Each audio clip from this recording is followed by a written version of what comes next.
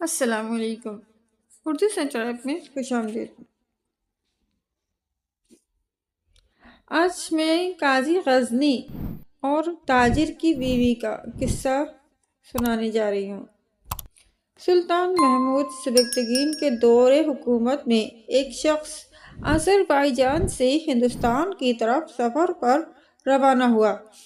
جب وہ غزنی پہنچا تو وہاں کے موسم سے بہت متاثر ہوا اور وہیں آباد ہونے کا ارادہ کر لیا۔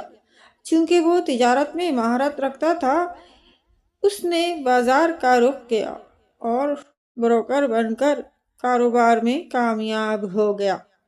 کچھ عرصے بعد اس نے شادی کا ارادہ کیا اور قسمت نے اس کا ساتھ دیا، جس کے نتیجے میں وہ ایک نیک اور خوبصورت نوجوان خاتون کے ساتھ رشتہ ازدواج میں منسلک ہو گیا۔ وقت کے ساتھ ساتھ اس کا کاروبار ترقی کرتا گیا اور اس کا شمار شہر کے امیر ترین تاجروں میں ہونے لگا۔ جب اس نے ہندوستان میں تجارت کا دائرہ بڑھانے کا فیصلہ کیا تو یہ مسئلہ سامنے آیا کہ اپنی بیوی کو کس کے سپرد کرے، کیونکہ اس کا کوئی قریبی دوست یا رشتہ دار نہیں تھا۔ یہ فکر اسے پریشان کرنے لگی۔ ایک نیک اور معزز آدمی کی حیثیت سے وہ اپنی عزت اور وقار کے بارے میں حساس تھا۔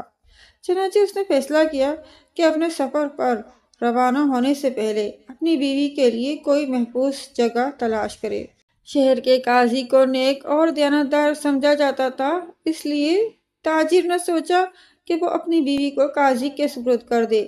تاجر نے قاضی کے پاس جا کر عرض کی، اے صداقت اور دیانت کی عدالت کے سربراہ، میں آپ کی امانت داری سے واقف ہوں اور اپنے سفر کے دوران اپنی بیوی کو آپ کی حفاظت میں دینا چاہتا ہوں۔ وہ نیک اور باحیا خاتون ہے اور میں چاہتا ہوں کہ وہ آپ کی زیر نگرانی رہے تاکہ کسی قسم کی بدنامی سے محفوظ رہے۔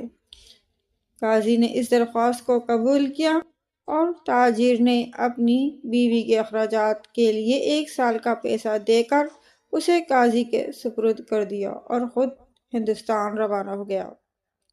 ابتدا میں قاضی نے تاجر کی بیوی کا خاص خیال رکھا اور اس کی عزت و حرمت کا مکمل پاس رکھا، مگر وقت کے ساتھ ساتھ شیطان نے قاضی کو بہکانا شروع کر دیا۔ اس کی نیت خراب ہونے لگی اور ایک دن وہ اپنے جذبات پر قابو نہ رکھ سکا اور تاجر کی بیوی سے اپنی خواہش کا اظہار کر دیا۔ تاجر کی بیوی ایک دیانتدار اور باوقار خاتون تھی۔ اس نے قاضی کی بات سن کر کہا، اے قاضی صاحب، آپ اس شہر میں عدل و انصاف کی علامت ہیں۔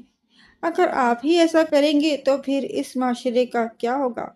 میں آپ سے درخواست کرتی ہوں کہ خدا کا خوف کریں اور اپنے عہدے کی لاج رکھیں۔